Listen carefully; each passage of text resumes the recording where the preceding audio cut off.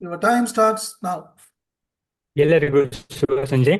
ನನ್ನ ಹೆಸರು ಪ್ರಜ್ವಲ್. ನಾನು ನಾಲ್ಕನೇ MBBS ವಿದ್ಯಾರ್ಥಿ. ಕಾಲೇಜಿನ ಹೆಸರು ಗೌರ್ಮೆಂಟ್ ಕಿಲ್ಪಾಕ್ ಮೆಡಿಕಲ್ ಕಾಲೇಜ್, ಚೆನ್ನೈ. ನನಗೆ ಕೊಟ್ಟಿರುವಂತಹ subject diabetic mellitus, types of diabetic mellitus ಅಂದರೆ ಮಧುಮೇಹ. ಮಧುಮೇಹದ ವಿಧಗಳ ಬಗ್ಗೆ ನಾನು ಇವಾಗ ಚರ್ಚೆ ಮಾಡ್ತಾ ಹೋಗ್ತಿದ್ದೇನೆ. ಭಾಷೆ ಬಂದು ಲ್ಯಾಂಗ್ವೇಜ್ ಕನ್ನಡ. ಈ ವಿಷಯಗಳನ್ನ ಕಂಟೆಂಟ್ಸ್ ಅಂದ್ರೆ ವಿಷಯಗಳನ್ನ ನಾವು ನೋಡ್ತಾ ಹೋಗ್ತೀವಿ. ಪ್ರಪ್ರಥಮವಾಗಿ ನಾವು ಪರಿಚಯವನ್ನು ನೋಡ್ತೀವಿ. ಮಧುಮೇಹ, ಕನ್ನಡದಲ್ಲಿ ಮಧುಮೇಹ ಅಂತ ಕರೀತಾರೆ. ಮಧುಮೇಹ ಡಯಾಬಿಟಿಸ್ ಅಂದ್ರೆ ಮಧುಮೇಹ. ಮಧುಮೇಹದ ವಿಧಗಳ ಸಬ್ಜೆಕ್ಟ್ ಟಾಪಿಕ್ ಅಲ್ಲಿ ನಾನು ಪರಿಚಯ ಬಗ್ಗೆ ನೋಡ್ತಾ ಹೋಗ್ತೀನಿ, ವಿಧಗಳ ಬಗ್ಗೆ ನೋಡ್ತಾ ಹೋಗ್ತೀನಿ.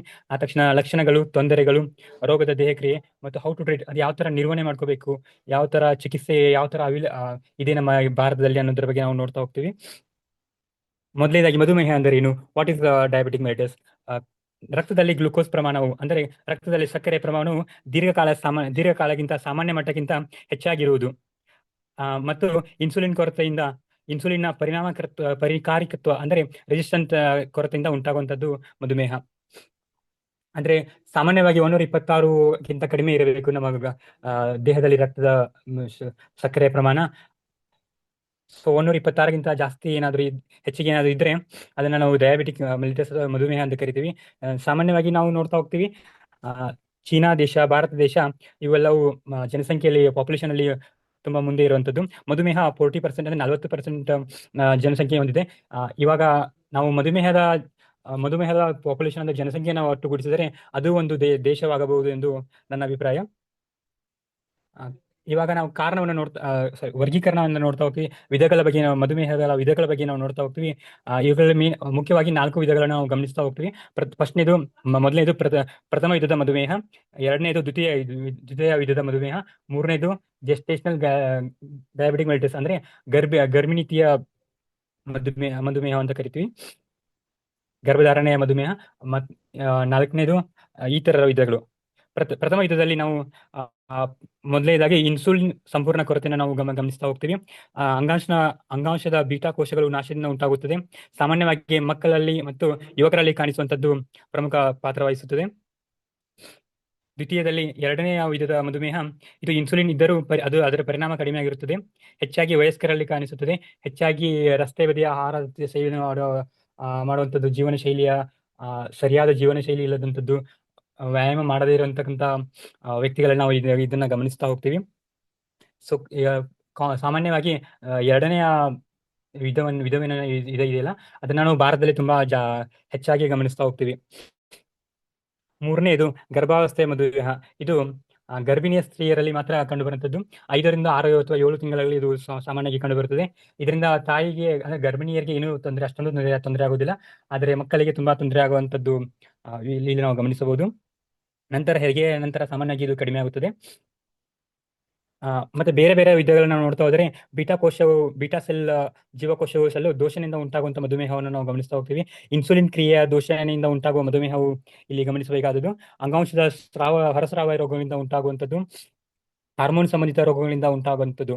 ಹಾರ್ಮೋನ್ ಸಂಬಂಧಿತ ರೋಗಗಳಂದ್ರೆ ಆಕ್ರೋಮೆಗಾಲಿ, ಕುಶಿಂಗ್ ಸಿಂಡ್ರೋಮ್, ಥೈರಾಯ್ಡ್ನ ಏರುವಿಕೆ, ಹೆಚ್ಚು ಥೈರಾಯ್ಡ್, ಇಂತಹ ರೋಗಗಳಿಂದ ನಾವು ಮಧುಮೇಹವನ್ನ ಗಮನಿಸ್ತಾ ಹೋಗ್ತೀವಿ. ಮುಖ್ಯವಾಗಿ ಲಕ್ಷಣಗಳು, ಮಧುಮೇಹ ನಮಗೆ ಈ ರೋಗ ಬಂದಿದೆ ಅಂತ ನಾವು ಯಾವ ತರ ತಿಳ್ಕೋಬೇಕು ಅಂತ ನೋಡಿದ್ರೆ, ಹೆಚ್ಚಾಗಿ ಮೂತ್ರ ವಿಸರ್ಜನೆ, ಹೆಚ್ಚಾಗಿ ದಾಹವಾಗುವುದು, ಹೆಚ್ಚಾಗಿ ಹಸಿವಾಗುವುದು, ತೂಕ ಕಡಿಮೆ ಆಗುವುದು, ದಣಿವು ಆಗುವುದು, ಗಾಯಾಳುಗಳು ನಿಧಾನವಾಗಿ ಗುಣವಾಗುವುದು. ನಾವು ಗಮನಿಸ್ತಾ ಹೋಗ್ತೀವಿ, ನಮ್ಮ ಆಸ್ಪತ್ರೆಯಲ್ಲೆಲ್ಲ ಗಮನಿಸ್ತಾ ಹೋಗ್ತೀವಿ. ನಾವು ಡಯಾಬಿಟಿಕ್ ಫುಟ್ ಅಲ್ಸರ್ ಅಂತ ನಾವು ನೋಡ್ತಾ ಹೋಗ್ತೀವಿ. ಗಾಯ ಆಗಿರ್ತದೆ, ಆದರೆ ಅದು ತುಂಬಾ ದಿನಗಳ ಕಾಲಾವಧಿಯನ್ನು ತೆಗೆದುಕೊಳ್ಳುತ್ತದೆ. ಇದು ಸಾಮಾನ್ಯವಾದ ಲಕ್ಷಣವಾಗಿದೆ. ಮತ್ತೆ ಕಾಂಪ್ಲಿಕೇಶನ್ಸ್ ಅನ್ನು ನಾವು ನೋಡ್ತಾ ಹೋಗ್ತೀವಿ. ಸಣ್ಣ ರಕ್ತನಾಳಗಳಲ್ಲಿ ತೊಂದರೆಗಳು ಅಂದ್ರೆ ಸಣ್ಣ ರಕ್ತನಾಳಗಳಲ್ಲಿ ತೊಂದರೆಯನ್ನು ನೋಡಬಹುದು. ಕಣ್ಣಿನ ರೋಗ ಅಂದ್ರೆ ರೆಟಿನೋಪತಿ, ಮತ್ತೆ ಮೂತ್ರಪಿಂಡ ಹಾನಿ, ನರಹಾನಿ, ದೊಡ್ಡ ರಕ್ತನಾಳಗಳಲ್ಲಿ ತೊಂದರೆ ಆಗ್ತದೆ. ದೊಡ್ಡ ರಕ್ತನಾಳದಲ್ಲಿ ತೊಂದರೆ ಆದರೆ ನಮಗೆ ಹೃದಯಾಘಾತವಾಗಬಹುದು. ಹೃದಯಾಘಾತ ಅಂದ್ರೆ ಹಾರ್ಟ್ ಅಟ್ಯಾಕ್ ಅಂತ ಹೃದಯ ಸಂಬಂಧಿಸಿದ ರೋಗಗಳನ್ನು ನಾವು ಇಲ್ಲಿ ಕಾಣ್ತಾ ಹೋಗ್ತೀವಿ. ಸಣ್ಣ ರಕ್ತನಾಳಿಗೆ ತೊಂದರೆ ಆದರೆ ನಾವು ಸ್ಪರ್ಶ ಜ್ಞಾನ ಅಂದ್ರೆ ಸೆನ್ಸ್ ಲಾಸ್ ಆಗುತ್ತೆ. ಲೈಂಗಿಕ ದೌರ್ಬಲ್ಯತೆಯನ್ನು ಕಾಣುತ್ತೇವೆ. ಕಾಲುಗಳು ಹುಣ್ಣಾಗುವಂಥದ್ದು, ಕಾಲು ವಿಚ್ಛೇದನೆ ಆಗುವಂಥದ್ದು, ಕಣ್ಣಿನ ಅಕ್ಷಿಪಟನಕ್ಕೆ ಹಾನಿಯಾಗುತ್ತದೆ ಅಂದ್ರೆ ರೆಟಿನೋಪತಿ, ಕುರುಡುತನವನ್ನು ನಾವು ಇಲ್ಲಿ ನೋಡ್ತಾ ಹೋಗ್ತೀವಿ. ಮೂತ್ರಪಿಂಡಕ್ಕೆ ಹಾನಿ, ನೆಪ್ರೋಪತಿ, ಮೂತ್ರಪಿಂಡಗಳ ವೈಫಲ್ಯವನ್ನು ನೋಡ್ತಾ ಹೋಗ್ತೀವಿ.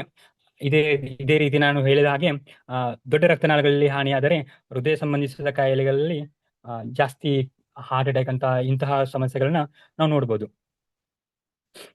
ಯಾವ ತರ ಇದು ಯಾವ ತರ ನಮ್ಮ ದೇಹದಲ್ಲಿ ಕೆಲಸ ಮಾಡುತ್ತದೆ ಅಂತ ನೋಡ್ತಾ ಹೋದ್ರೆ, ಫಿಸಿಯಾಲಜಿ ನಾವು ನೋಡ್ತಾ ಹೋದರೆ ಪ್ಯಾಥೋಫಿಸಿಯಾಲಜಿ, ಇನ್ಸುಲಿನ್ ಕೊರತೆಯಿಂದ ಗ್ಲೂಕೋಸ್ ಕೋಶಗಳಿಗೆ ಪ್ರವೇಶಿಸಲಾಗುವುದಿಲ್ಲ.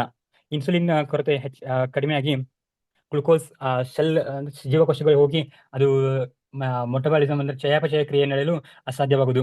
ರಕ್ತದಲ್ಲಿ ಸಕ್ಕರೆ ಪ್ರಮಾಣ ಹೆಚ್ಚಾಗುವುದು, ಕೊಬ್ಬು ವಿಭಜನೆಯಿಂದಾಗಿ ಕೀಟೋನ್ ಉತ್ಪತ್ತಿ ಉಂಟಾಗುವುದು, ಮತ್ತೆ ಮುಖ್ಯವಾಗಿ ಕಾಕಾಕ್ಸಿಎಂ ಬಿ4 EMC virus, rubella virus, CME mump virus ಇವು ಪ್ರಮುಖವಾಗಿ ನಾವು ನೋಡ್ತಾ ಹೋಗ್ತೀವಿ. ಇವುಗಳು ಕಾರಣವಾಗ್ತವೆ. ವೈರಸ್ ಮತ್ತು ರಾಸಾಯನಿಕ ಪ್ಯಾಂಕ್ರಿಯಾಸ್ ಬೀಟಾ ಸೆಲ್ ಮೇಲೆ ನೇರ ಪರಿಣಾಮ ಬೀರುತ್ತದೆ. ತುರ್ತು ನಿರ್ವಹಣೆ ಅಂದ್ರೆ ಎಮರ್ಜೆನ್ಸಿಯಾಗಿ ನಾವು ಏನ್ ಮಾಡ್ಬೇಕಂತಂದ್ರೆ, ಇವಾಗ ಒಂದು ರೋಗಿ ಹತ್ರ ರಕ್ತ ಸಕ್ಕರೆ ಪ್ರಮಾಣ ಕಡಿಮೆ ಇದ್ದರೆ 126 ಅಥವಾ 100ಗಿಂತ ಕಡಿಮೆ ಇದ್ದರೆ ನಾವು ತಣ್ಣನೆಯ ರಕ್ತ ಸಕ್ಕರೆ ಯುಕ್ತ ದ್ರವವನ್ನ ನಾವು ನೀಡಬೇಕು. ಅದೇ 126 ಮತ್ತು 200ಗಿಂತ ಜಾಸ್ತಿ ಏನಾದರೂ ಸಕ್ಕರೆ ಪ್ರಮಾಣ ಜಾಸ್ತಿ ಇದ್ರೆ ನಮ್ಗೆ ಇವಾಗ ವೈದ್ಯಕೀಯ ಸಹಾಯ ನೀಡಬೇಕು. ವೈದ್ಯಕೀಯ ಸಹಾಯ ಅಂದರೆ ಇನ್ಸುಲಿನ್ ಇಂಜೆಕ್ಷನ್, ಇನ್ಸುಲಿನ್ ಸೂಜಿ ಮದ್ದು, ಹಲವಾರು ರೀತಿಯ ಮೆಡಿಸಿನ್ಗಳು ಇವಾಗ ಲಭ್ಯವಿವೆ. ಸೊ ರೋಗ ನಿರ್ವಹಣೆ, ನಮ್ಗೆ ಈ ರೋಗ ಬಂದಿದೆ ಅಂತ ನಾವು ಪರೀಕ್ಷೆ ಯಾವ ತರ ಮಾಡ್ಬೇಕಂತ ನೋಡಿದ್ರೆ, ಉಪವಾಸ ರಕ್ತ ಸಕ್ಕರೆ ಪರೀಕ್ಷೆ 126ಗಿಂತ ಕಡಿಮೆ ಇರಬೇಕು. ಊಟದ ನಂತರ ಪರೀಕ್ಷೆ 200ಗಿಂತ ಕಡಿಮೆ ಇರಬೇಕು. 200 ಅಥವಾ 200ಗಿಂತ ಜಾಸ್ತಿ ಆದಿದ್ದರೆ ಅದು ಮಧುಮೇಹ ರೋಗ ಅಂತ ನಾವು ಗಮನಿಸ್ತೀವಿ.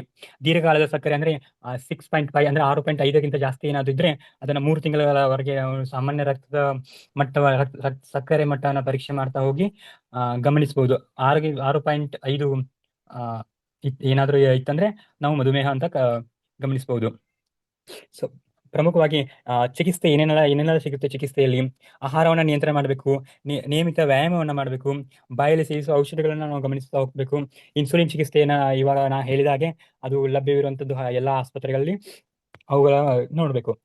ಪ್ರಮುಖವಾಗಿ ಚಿಕ್ಕ ಮಕ್ಕಳಲ್ಲಿ ಟೈಪ್ 1 ಅಂದ್ರೆ ಪ್ರಥಮ ವಿಧ ಮಧುಮೇಹ ನಾವು ನೋಡ್ತಾ ಹೋಗ್ತೀವಿ. ಅದಕ್ಕೆ ಇನ್ಸುಲಿನ್ ಒಂದೇ ಒಂದು ಔಷಧಿ ಅಂತ ನಾವು ಹೇಳ್ಬೋದು.